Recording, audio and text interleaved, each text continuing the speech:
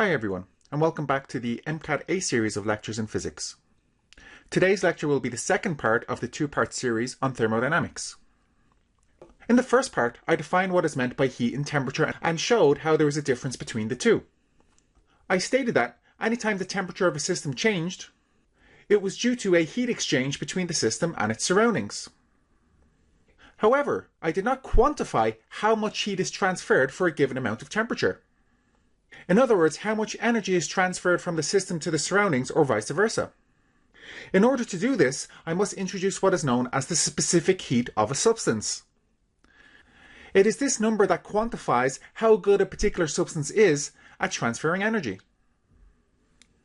I will also demonstrate that it is possible for heat to be transferred without a change in temperature. This heat transfer process is known as latent heat and has to do with a phase change of a substance. Then I shall introduce the concept of entropy and explain how it relates to the second law of thermodynamics. I shall then explain the principles behind how a Mercury barometer operates and how it can be used to calculate atmospheric pressure. An ideal gas will then be introduced and it will then be considered under certain conditions. The differences between an ideal gas and what is a more realistic real gas will then be considered.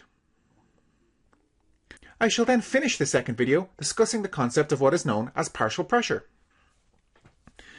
Again, as I stated in the previous video, anytime there is a change in temperature, there is a heat transfer going on, either from the system to the surroundings or from the surroundings to the system. However, I did not specify how much energy is actually transferred for a given change in temperature. This is because, as with thermal expansion, there are in fact three factors that determine how much energy is transferred. The first, naturally, is how big the change in temperature is.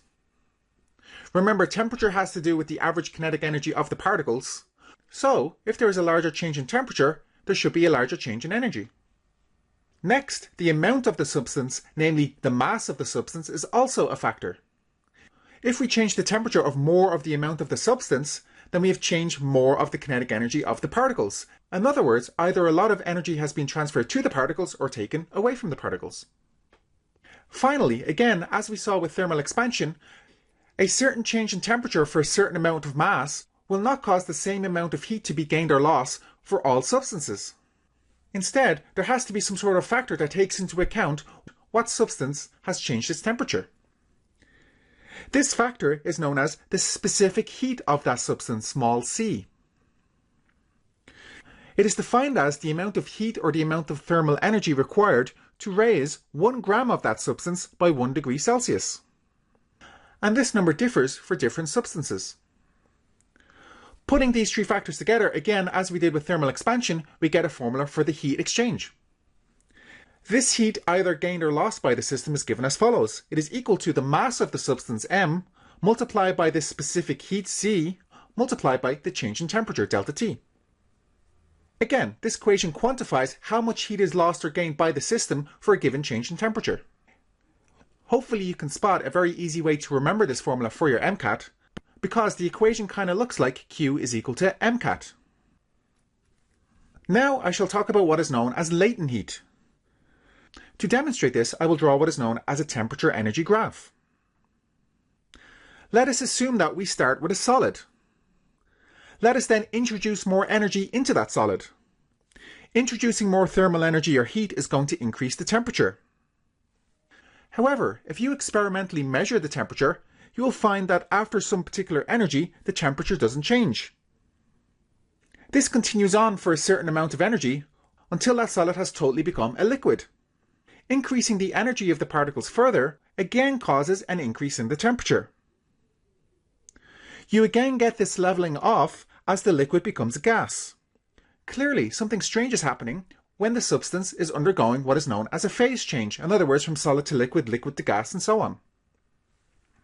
As I mentioned, temperature has to do with the average kinetic energy of the particles. Adding heat, in other words, thermal energy into the particles, goes into increasing the kinetic energy of the particles and therefore the substance's temperature. However, in a phase change, that energy instead goes to changing the phase of the substance. The kinetic energy of the particles stays the same, while the energy of the substance increases. This has to do with the complicated molecular dynamics going on within the substance, but all you need to know for the physics portion of the MCAT is how to again quantify how much energy is gained or lost. When a substance is undergoing a phase change, the heat gained or lost obeys the following equation. The heat is equal to, again, the mass of the substance multiplied by a constant capital L. This capital L is known as the heat of transformation, or the latent heat of that substance. In the MCAT, you may see capital L stated slightly differently. For example, when a substance is changing from a liquid to a solid or a solid to a liquid, capital L is sometimes called the latent heat of fusion.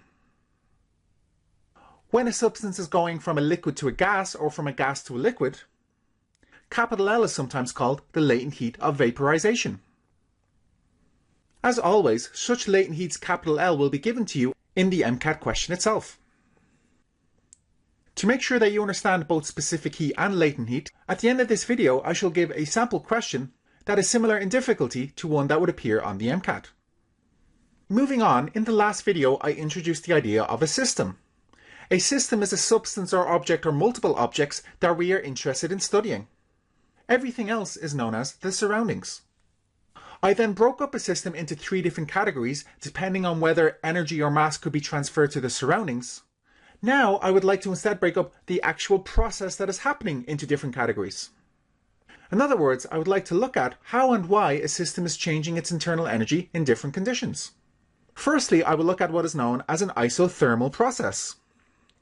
As you may have guessed by the name, an isothermal process is one in which the temperature doesn't change. The change in temperature is 0. As the change in temperature is 0, then naturally the change in internal energy of the system is also 0. This is of course assuming that the substance has not undergone a phase change. One example of an isothermal process is that of an isothermal expansion or compression. Again, think back to our idea of a gas in a cylinder with a piston above the gas and a heat source below the gas. We can consider lifting that piston up or down. Doing so would typically also change the temperature in the gas, but if we do it slowly, so slowly that we can adjust the temperature of the heat source to counter any change in temperature, we can roughly keep the temperature constant. This is just one example of an isothermal process, and I encourage you to see if you can think of any others. Next, I will talk about what is known as an adiabatic process. An adiabatic process is one such that no heat is gained or lost by the system. As no heat is gained or lost, going back to our first law of thermodynamics, we know that the internal energy of the system will only change if work is either done on or by the system. Therefore, we can simplify that equation down to delta U is equal to minus W. One example of an adiabatic process is that of what is known as free expansion. To explain free expansion, let's again look at our cylinder of gas. Let's have this cylinder very well insulated so that we may assume that the temperature does not change. Again, we have a piston above the gas. Let us now lift this piston up very rapidly, so fast that the speed of the piston is much greater than the speed of any of the particles within the gas. The reason this requirement is needed is because now the gas is not aware of the fact that the piston is moved. This is why it is defined as a free expansion.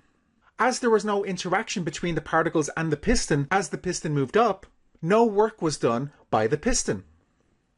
Therefore, as in the previous process, this simplifies down even further to delta U is equal to 0. The internal energy of the gas has remained the same. Again, as with the isothermal process, I would like you to think of other situations in which a process may be considered adiabatic. Another type of process that is important in physics is what is known as an isobaric process. In an isobaric process, the pressure of the gas remains the same. In other words, the change in pressure is equal to 0. To visualize this, again, let's look at a cylinder of gas. Rather than having a piston on top, let us instead simply have an object of a certain mass. Again, underneath the cylinder is a heat source. Remember, pressure is defined as force per unit area. Therefore, if we increase the temperature of the heat source, we are going to increase the average kinetic energy of the particles. Doing so is going to increase the average force that those particles exert on the walls of the container. Therefore, naively, you may think that it increases the pressure of the gas. However, as the kinetic energy of these particles have increased, the volume of the gas increases. This is because the volume of the gas is determined by the net force. There is a weight force acting down from the object above the gas, And then there is also the force exerted by the particles on the walls of the container. As we have increased this force, there is now a bigger net force upwards. Overall, this is going to push the object up, thereby increasing the volume of the gas. Hence, although the force on the container of the walls has increased, the volume of the gas has also increased. Therefore, the force per unit volume, or the force per unit area in that direction, has remained the same. The force has increased, but the area has also increased in such a way that the pressure remains the same. Again, see if you can think of any other processes that may be considered isobaric. The final type of process I would like to consider is perhaps the simplest to understand. It is known as an isovolumetric or an isochoric. You may see either word on the MCAT. Both words mean that the volume of the gas remains the same.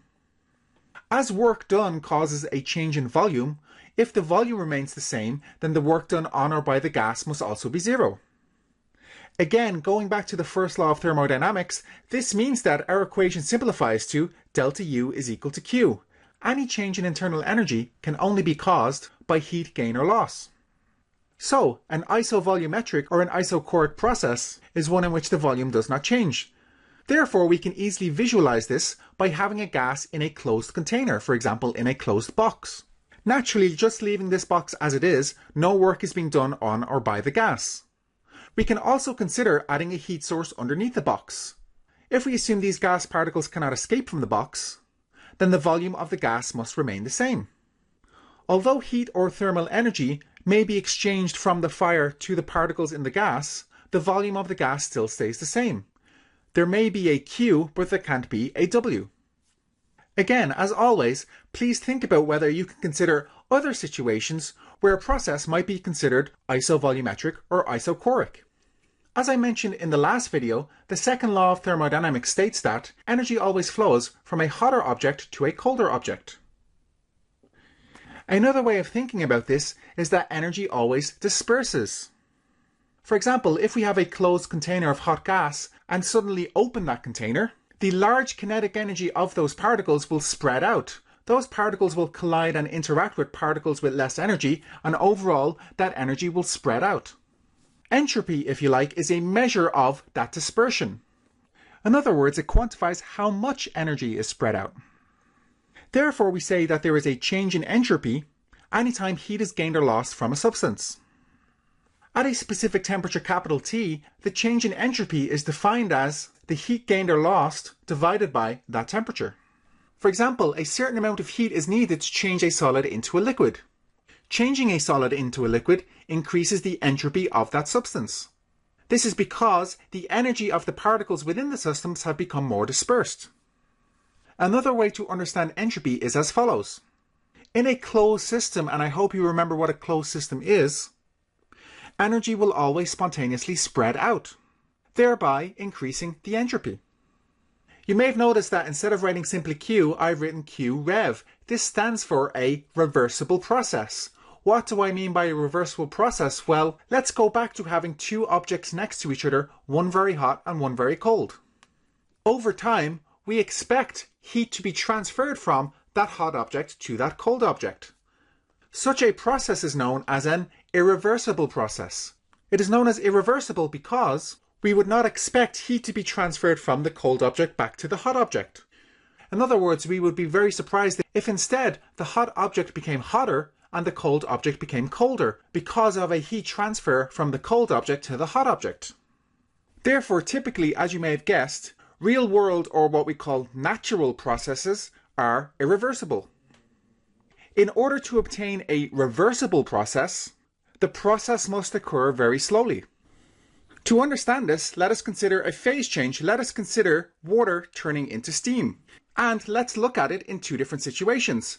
Let's look at that water turning into steam in a few seconds compared to a few years. Water turning into steam in a few seconds could be done, for example, with a kettle. Once that water has turned into steam, we would not all of a sudden expect it to turn back into water. On the other hand, if that water turned into steam over many years, it could be controlled better. The small amounts of heat that was added into that solid over that long period of time could be controlled. In other words, that water may have been in an insulated container, and small amounts of heat were added gradually over time. In such a process, it would be less strange if that liquid turned back into steam at a later time. In other words, if that steam spontaneously reversed back into liquid. Based on this example, I hope you can see that no real process is considered reversible, no natural process, we say. Instead, we can only approximate certain situations as reversible. Before continuing our discussion with regards to various properties of a gas, I would now briefly like to return to the idea of a gas pressure. Remember, pressure is defined as force per unit area. Anytime we have a gas in a container, that gas has a pressure associated with it. This is a measure of the force exerted by the gas on the walls of the container. Our atmosphere also has a pressure associated with it. This is because our atmosphere is a gas. It is composed of particles that are constrained to be located within close proximity of the Earth. In other words, above our heads, there are many particles. These particles have a weight associated with them, so therefore they are pushing down on us. They are applying a pressure. Naturally, therefore, this so-called atmospheric pressure changes with height. As we increase our height, there are less of these particles pushing down on us, and therefore the atmospheric pressure decreases. In order to quantify and measure atmospheric pressure, we use what is known as a barometer. Here, I shall demonstrate the simple application of what is known as a mercury barometer. A mercury barometer is composed of a container filled with mercury and an empty tube the insides of which are a vacuum turned into the mercury. Due to atmospheric pressure, there is a force exerted downward on the mercury. Because of this downward force or downward pressure, this forces some of the mercury up into the tube. The amount of mercury that is forced up the tube, in other words, the height at which the mercury reaches in the tube, is dependent upon the size of the atmospheric pressure. Therefore, if we place a scale on the tube, we can quantify the size of the atmospheric pressure. Note also that a mercury barometer can be used to calculate height. For example, if you are climbing a mountain and you wish to know your elevation, you could use the mercury barometer to calculate the atmospheric pressure at that height and then compare that value to a list of known atmospheric pressures at certain heights. This idea of pressure on a fluid will be discussed again in a later video when we talk about pressure on liquids. Returning to the properties of gases, I would now like to introduce the idea of what is known as an ideal gas. An ideal gas is a simplified version of a real-world gas. The reason why we introduce such a gas is because it is easier to model. There are equations related to ideal gases that cannot be applied to real-world gases. And in many situations, approximating real-world gases as ideal gases is a fair assumption. In order for a gas to be classified as an ideal gas, it has to satisfy two different properties. Firstly, the particles that make up the gas are assumed to be point particles. In other words, we do not associate a volume with each particle within the gas. Secondly, any collisions between particles within the gas are assumed to be elastic. An elastic collision between two particles is such that the kinetic energy remains the same. In other words, the sum of the kinetic energy of the two particles before the collision remains the same after the collision. Any gas where we assume these two properties hold is known as an ideal gas. Again, of course, all particles have a volume associated with them. However, for certain gases, it is not an unreasonable assumption to consider the particles within the gas as point particles. Let us now recap relationships I made in the previous video about the pressure of a gas, the volume of a gas, the number of particles within the gas, and the temperature of the gas. To do this, let us assume that we have a gas within a box. That gas has a pressure, volume, and temperature associated with it, and it also has a certain number of particles. If we increase the temperature of that gas, for example by putting it over a flame, that would increase the pressure of the gas. Remember, increasing the temperature increases the average kinetic energy of the particles, and therefore it will increase the forces exerted by the particles on the wall of the box. Likewise, if we increase the number of particles, the pressure will also increase because there will be more particles exerting forces on the walls of the container, and therefore the overall force, in other words the overall pressure, will increase. Finally, if we increase the volume of the gas, for example by putting the gas into a larger box, then the pressure would decrease. This is because there will be less collisions at a certain time with the walls of the container. The overall force on the walls of the container at a certain time will decrease, thereby decreasing the pressure. All of these relationships can be summed up in one equation known as the ideal gas equation or the ideal gas law. This equation states that the pressure of a gas multiplied by the volume of a gas is equal to the amount of the gas, in other words the number of moles of the gas, multiplied by a constant known as the universal gas constant, multiplied by the temperature of the gas, capital T. Remember, mole is one of our base units. A mole quantifies the amount of a substance. 1 mole is defined as roughly 6.022 multiplied by 10 to the power of 23 atoms. In other words, 1 mole is a very, very large number of atoms, but in everyday life it still constitutes a very small amount of matter. It has this strange random number associated with it because it is defined as the number of atoms in 12 grams of carbon-12. Capital O, as I mentioned, is known as the universal gas constant. As I have already discussed, increasing the temperature at a fixed volume increases the pressure, increasing the number of particles at a fixed volume increases the pressure, and increasing the volume at a fixed temperature decreases the pressure. All of these quantities are in some way proportional to one another. Therefore, there has to be a proportionality constant that relates all of these quantities together. This gas constant, capital O, is equal to 8.314 joules per mole per Kelvin. You should rearrange this equation for capital O to check that these units make sense. What I would like to do now is look at this very general equation in certain situations. First, I will look at the equation at a constant temperature. Again, as I stated earlier, at a constant temperature, if we increase the volume of the gas, the pressure will decrease. Increasing the size of the container will cause a decrease in the pressure. This is because there will be less particles hitting the walls of the container at each instant in time. Another way of saying that is, as the volume decreases, the pressure increases. The pressure is inversely proportional to the volume. Hence, if I was to draw a graph of pressure against 1 over volume or inverse volume, I should get a straight line. In other words, there is a linear relationship between pressure and inverse volume. Note also that this line goes through the origin. If I have hypothetically inverse volume equaling 0, in other words, the volume being infinity, then the pressure of that gas should be 0. If the volume of the box that the gas is contained within is infinitely large, then those gas particles will never hit or apply a force to the walls of the container. Therefore, the pressure of the gas is 0. This relationship between pressure and inverse volume is known as Boyle's law and is something you need to know for the MCAT. For example, in the MCAT, you could be presented this graph and could be asked which law this graph is demonstrating. Likewise, we may look at a gas at a constant pressure, in other words, when it is undergoing an isobaric process. To understand this, we can again look at our example of an isobaric process, that of a gas within a container, a certain mass above the gas, and a flame underneath the gas. As I discussed, there is a heat exchange between the flame and the particles within the gas. This will cause an increase in temperature of the gas while also increasing the volume of the gas. The mass above the gas will be forced upwards.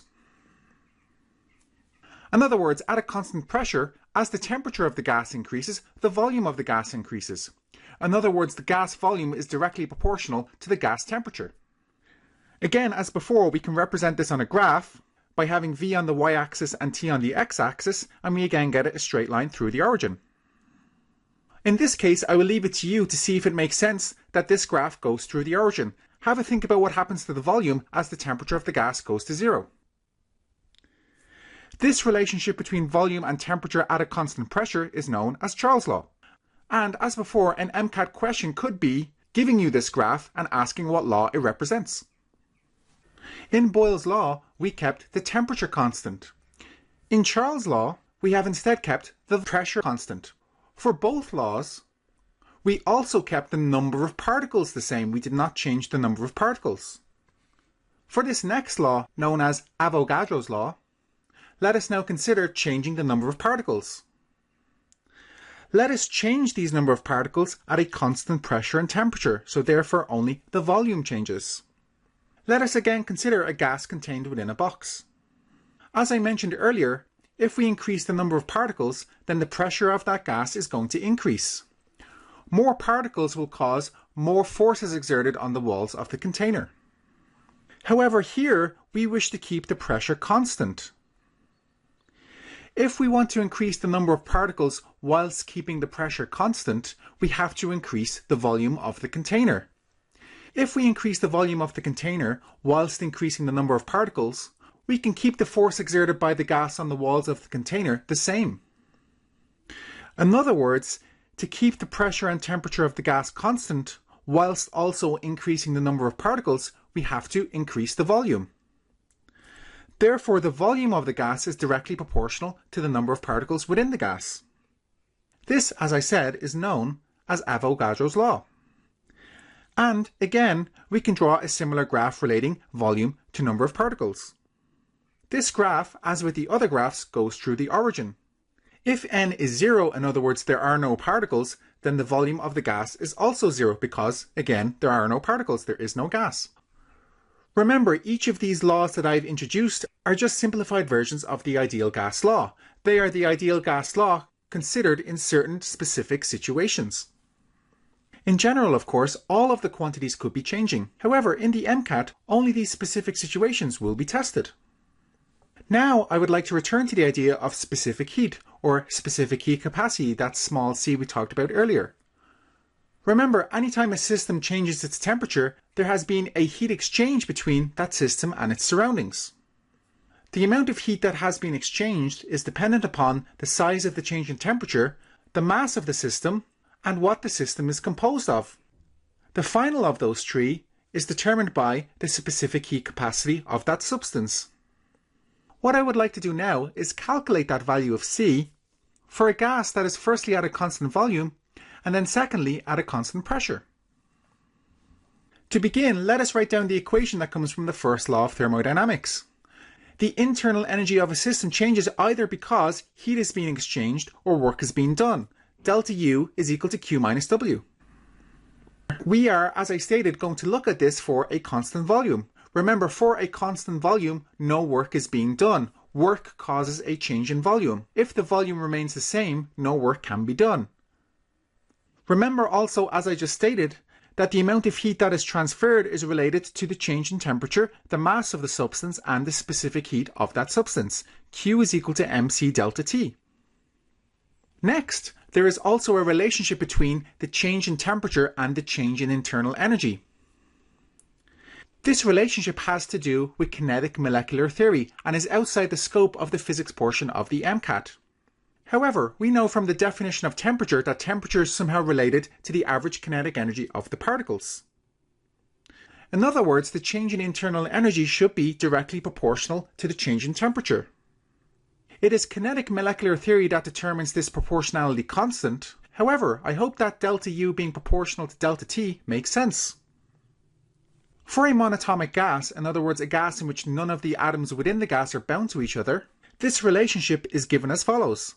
The change in internal energy delta U is equal to 3/2 N or delta T. It is 3/2 multiplied by the number of moles N multiplied by the universal gas constant or multiplied by delta T. This is the same or that we introduced in the ideal gas law. The equation for capital Q, the heat exchanged, is equal to the equation for delta U, the change in internal energy. Therefore, we have mc delta T, and I have written C sub V so that we remember that we have calculated this value at a constant volume when W is equal to 0, and that is equal to delta U. It is equal to 3/2 N or delta T. Well, as we can see, we have delta T on both sides, so therefore we can cancel it. We get that the mass of the gas divided by the amount of the gas multiplied by the specific heat at constant volume is equal to 3/2 or is equal to a constant, 3/2 of a constant. Remember, specific heat capacity is defined as the amount of heat needed to raise the temperature of 1 gram of that object by 1 degree Celsius.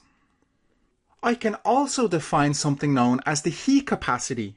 The heat capacity, capital C, is simply the amount of heat required to increase the temperature of a certain mass by 1 degree Celsius. In other words, I've defined heat capacity as m over n small c. If I then wanted to work out the specific heat capacity of a certain substance, I can then go back to our relationship between heat capacity and specific heat capacity. Heat capacity capital C is equal to m over n multiplied by specific heat capacity small c. This is a very powerful formula as it allows us to quantify how much heat is transferred for a constant volume. In obtaining this relationship, I had to assume that the gas was monatomic. Similar relationships hold for different types of gases.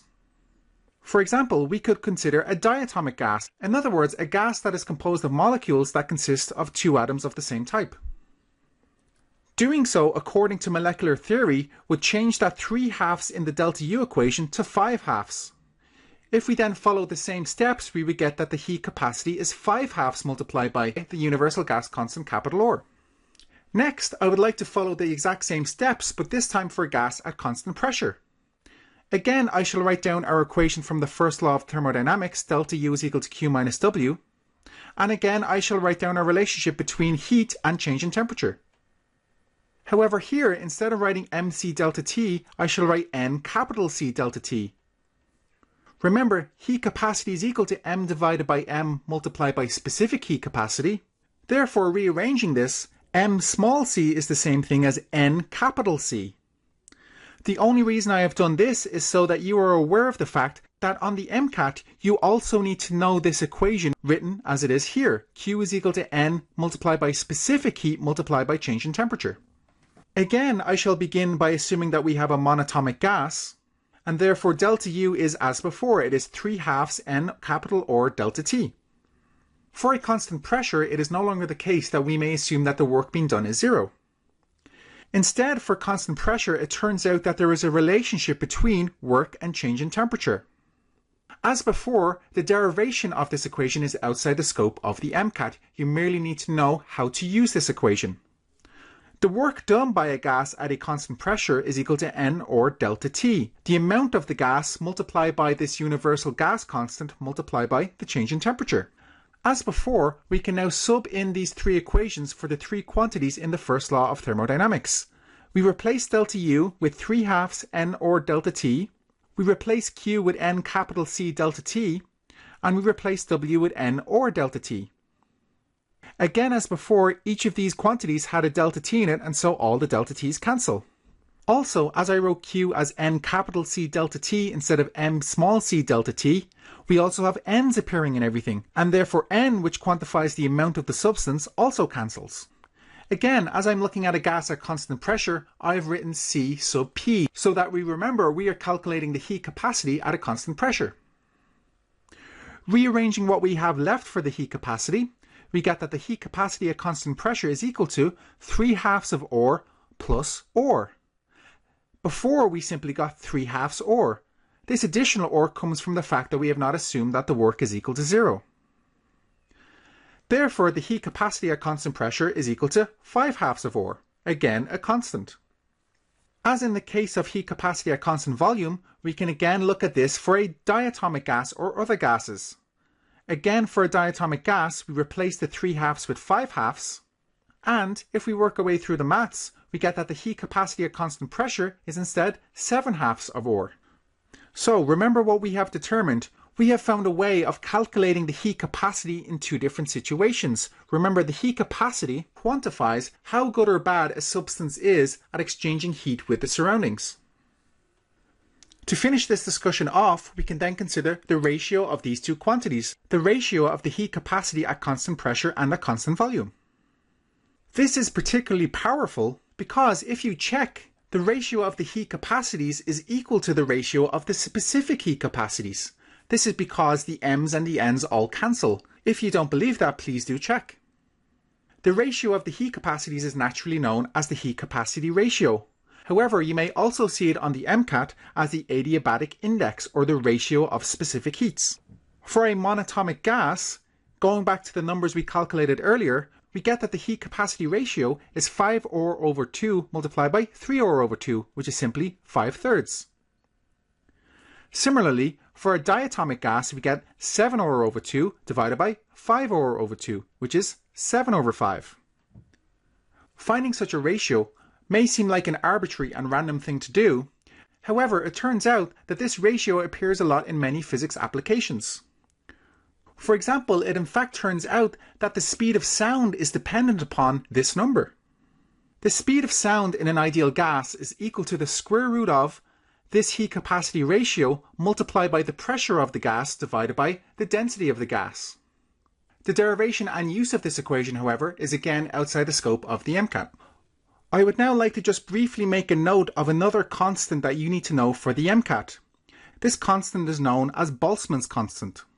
Boltzmann's constant is defined as, again, that universal gas constant capital R divided by Avogadro's constant N sub A. Avogadro's constant is simply defined as that 6.022 multiplied by 10 to the 23 inverse mole that I mentioned earlier. The reason I bring this up is because you may see the ideal gas law written slightly differently on the MCAT. Instead of seeing PV is equal to small n capital RT, you may instead see PV is equal to capital N multiplied by this Boltzmann constant multiplied by T. In other words, PV is equal to N or T, but I have replaced this or with this K multiplied by N sub A by rearranging the equation on the left. So now, and if you can't see this, please write it down yourself, we get that PV is equal to small n capital N sub A multiplied by K multiplied by T. I have now defined this capital N as small n multiplied by Avogadro's constant. In other words, capital N is the number of molecules. It is equal to the amount of substance in moles multiplied by Avogadro's constant.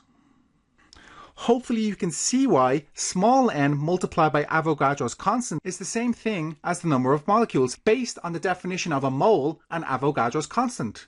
If you can't see that immediately, please have a think about it. Therefore, again, this was just to show that in the MCAT, you may see PV is equal to small n or T, or you may see PV is equal to capital N multiplied by this K, this Boltzmann constant, multiplied by T. Now that I have discussed what is known as an ideal gas in many situations, I would now like to look at what is known as a real gas. A real gas drops these assumptions that we made about an ideal gas. For a real gas, we allow for the fact the volume of the particles within the gas becomes important when determining the physics of the gas. Likewise, we also no longer neglect the fact that there are forces between the particles within the gas. For a real gas, we now take into account the fact that these particles can interact with each other. Allowing for these two facts changes the ideal gas law into the real gas law. Instead of having PV is equal to N or T, we now modify both the pressure P and the volume V. Rather than just having P, we now have a more complicated term. This term is P plus A N squared over V squared. N is the same N that appears on the right hand side of the equation, namely it quantifies the amount of the substance. Capital V is again the volume of the gas. And A is a parameter, the size of which depends upon the type of gas and how big or small the forces between the particles are. In other words, this new term, A N squared over V squared, takes into account the second fact, that is, that there are forces between the particles. Similarly, instead of simply having capital V, we now replace that by V minus NB. N is again to do with the number of particles, and B is another parameter, another coefficient. This coefficient again changes for different gases, and it quantifies how important taking into account the volume of the particles is. We have now taken into account that we no longer have these two assumptions, and therefore the right hand side remains the same. We still get N or T. Therefore, just to recap, instead of having simply PV on the left hand side, pressure multiplied by volume, we now have in a sense a modified pressure multiplied by a modified volume. These modifications would be negligible for gases that are very similar to ideal gases, but in general, these modifications can cause an observable change in the behavior of a gas. This is, in fact, only one example of a model of a real gas. This model is known as a van der Waals model, but there are in fact more precise equations that model a real gas even better. Such equations are outside the scope of the MCAT, but it may be of interest to you to look them up online. To finish up this two-part video on thermodynamics, I would now like to discuss what is known as partial pressure.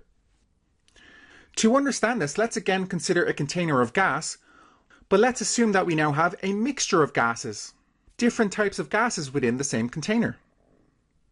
Each gas within the container is said to have a partial pressure. The partial pressure of each gas is the hypothetical pressure of that gas if it itself was alone in the container occupying the entire volume. In other words, it is a measure of how much force that particular gas is applying on the walls of the container. For an ideal gas, a very useful and important result comes about from considering the idea of a partial pressure.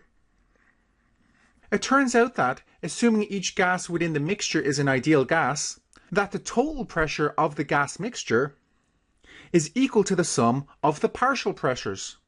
In other words, the net pressure of the mixture is equal to the sum of the partial pressures of each of the individual gases within the mixture. This relationship therefore allows us to easily calculate the total pressure given the partial pressures and is something that can come up on the MCAT. I have already gone through some questions relating to the first part of this two-part video. Now, I would like to go through typical MCAT style questions for the second part of the video. The first question is testing our knowledge of the first law of thermodynamics. In particular, it is applying the relationship obtained from the first law of thermodynamics to various thermodynamic processes. It is asking us in which of the following processes is Q equal to W guaranteed. In other words, is the heat in or out always equal to the work done or by a system? In other words, when is the heat in or out of a system always equal to the work done or by that system? Is it an isochoric process, an adiabatic process, an isothermal process, or an isovolumetric process? Straight away we should remember that isovolumetric and isochoric are the same thing. Therefore, as there can only be one possible answer to this question, neither of these can be the answer. Now we are left with adiabatic and isothermal. An adiabatic process is one in which no heat is gained or lost by the system. In other words, capital Q is equal to 0. The heat exchange being 0 does not guarantee that the work being done on or by the system is also 0. This is only the case when the work done is also 0. An isothermal process, on the other hand, is when the temperature remains the same. Recalling that the internal energy of a system only changes if the temperature changes, then for an isothermal process, the internal energy remains the same. Since delta U is equal to Q minus W, we must have that Q minus W is equal to 0, and therefore Q is equal to W. Any heat gained or lost by the system is balanced by work done on or by the system. Going back to the example I discussed of an isothermal process, I mentioned changing the volume and therefore doing work while also having a flame underneath. Any heat exchange due to the flame was balanced by the work done by the piston in changing the volume. Overall, the internal energy of the system stayed the same. This next question relates to the idea of an ideal gas. I introduced various laws for ideal gases in different situations depending upon what we kept constant in that situation. The question is asking us what is held constant in Charles' law. Is it the gas pressure, the gas temperature, the gas volume, or the kinetic energy of the particles within the gas? Well, again, remember, temperature relates to the average kinetic energy of the particles. Therefore, a change in temperature will also cause a change in the particle kinetic energy. As we can only have one answer to this question, we therefore know that options B and D must be incorrect. This then leaves us with both pressure and volume. To eliminate one of these, we have to recall what Charles' law states. Charles' law states that, for an ideal gas, the volume of that gas is proportional to the temperature at a constant pressure, in other words, for an isobaric process. This therefore tells us that the correct answer is option A. Next is a question that is dealing with heat capacity. The question is asking us what is the heat capacity ratio for a diatomic gas. Remember, heat capacity ratio gamma is the ratio of either the heat capacities or the specific heat capacity. Remember, I stated that the ratio of the heat capacities is the same as the ratio of the specific heat capacities. Well, recalling that the heat capacity at constant pressure for a diatomic gas is 7 or over 2, where or is again the universal gas constant, and the heat capacity at constant volume was 5 or over 2, we would get 7 or over 2 divided by 5 or over 2, which is 7 over 5. Therefore, the correct answer is option D. Option B is instead the heat capacity ratio for a monatomic gas. This is because this ratio is 5 or over 2 divided by 3 or over 2, which simplifies down to 5 over 3. Finally, as I promised earlier, I would like to do a question that involves the heat gained or lost by a substance undergoing a phase change. This question is relating to iron. We are told that iron has a melting point of 1538 degrees Celsius, and it also has a latent heat of fusion of approximately 2.72 multiplied by 10 to the 5 joules per kilogram. We are also told that the specific heat or the specific heat capacity of iron is 444 joules per kilogram per Kelvin. We are then asked how much heat is required to completely melt 2 kilograms of iron that is at an initial temperature of 20 degrees Celsius. Well, as always with a question that has a lot of numbers in it, let's write down what we know. We know that the initial temperature of the iron is 20 degrees Celsius.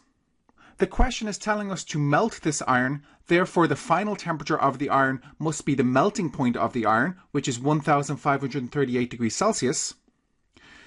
We are also told the latent heat of fusion, remember that's the capital L that appears in the latent heat formula. That capital L is 2.72 multiplied by 10 to the 5 joules per kilogram.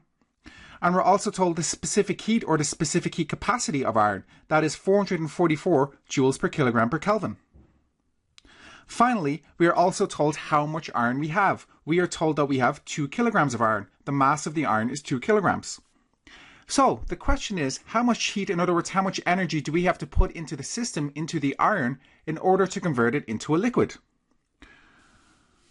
Well, initially the iron is at 20 degrees Celsius. So therefore, before doing a phase change, we have to change the temperature of that iron first to its melting point. In order to do that, we have to input heat in order to change the temperature. Therefore, we use our usual formula, Q is equal to mc delta T. Plugging in the numbers that we know, we get the mass, which is 2 kilograms, multiplied by the specific heat capacity of iron, which is 444, multiplied by delta T, which is the final temperature minus the initial temperature, 1538 minus 20. Working this out, we get roughly 1.35 multiplied by 10 to the 6 joules. This is how much energy is required to increase the temperature of the iron from 20 degrees Celsius to 1538 degrees Celsius. Now we have iron that is still a solid, but it is now at its melting point. Therefore, all that's left to do is to add in some more energy in order to convert that iron from a solid to a liquid. In order to calculate how much energy or heat we have to put in, we use the latent heat formula, Q is equal to ml. Again, putting in what we know, we have that the mass is 2 kilograms and the latent heat of fusion is 2.72 multiplied by 10 to the 5. Working this out, we get that the heat needed is 5.44 multiplied by 10 to the 5 joules. Therefore, the total energy, in other words, the heat required to change that iron block that was initially at 20 degrees Celsius into a liquid is going to be equal to the sum of these two quantities. The total energy needed is 1.35 multiplied by 10 to the 6 plus 5.44 multiplied by 10 to the 5. Working this out, we get that the total heat is equal to 1.89 multiplied by 10 to the 5 joules, which is most similar to option A. So therefore option A is our correct answer. Such questions like this can get more complicated. For example, a common question in this type of topic is putting an ice cube into a cold drink. In this case, you have a drink which is at a certain temperature and an ice cube which is at a different temperature. Those two objects will eventually reach thermal equilibrium, resulting in the melting of the ice cube. A question like this and other questions involving specific heat capacity can be seen in the sample passages we have provided for you. Now, I would again like to wrap up what we have learned in this two-part series about thermodynamics, more specifically about how they apply to gases. I began by explaining what temperature is and how it relates to the average kinetic energy of the particles within the gas. I then discussed various units involved with temperature, for example, Fahrenheit, which we use every day in our lives, Celsius, which is used in a lot of other countries outside of America, and Kelvin, which is typically used in science and most importantly on the MCAT. I also discussed equations relating these units, which you must know for the MCAT. I then defined heat as an energy transfer process and discussed how it is different to temperature. A change in temperature causes a transfer of heat. As heat is a measure of energy transfer, it has units of energy, in other words, joules. Pressure was then discussed in relation to gases in a container. Pressure was defined as the force that gas exerts on the walls of the container per unit area. The units of pressure I have not really discussed yet, but as we shall see in the next video about fluids, it has units of Pascal. Remember, pressure is force per unit area, so 1 Pascal must be equivalent to a force per unit area, in other words, a Newton per meter squared. I then briefly introduced the idea of absolute zero, a hypothetical situation, the temperature at which the kinetic energy of the particles within the gas is zero. In other words, the particles have no thermal energy. Thermal expansion was then discussed, and I described how the amount of expansion depended upon 3 different factors.